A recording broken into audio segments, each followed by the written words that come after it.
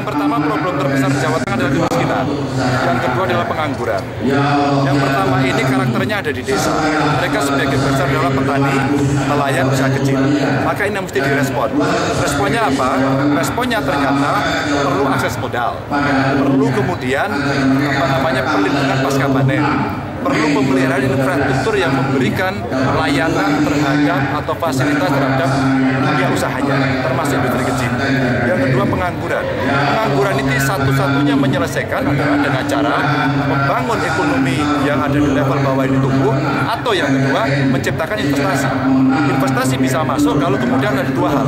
Satu, regulasinya gampang, ya, cepat dan pasti.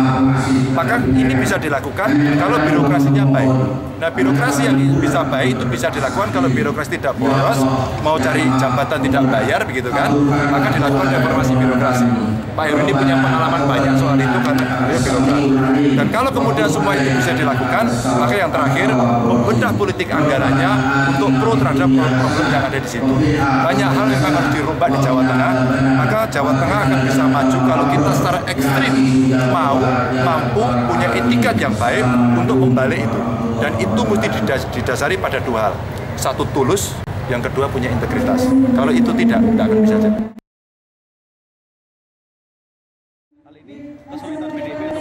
Kami lebih konsentrasi untuk mengkonsolidasikan kekuatan-kekuatan real seperti ini, baik itu sifatnya struktural ataupun yang sifatnya relawan.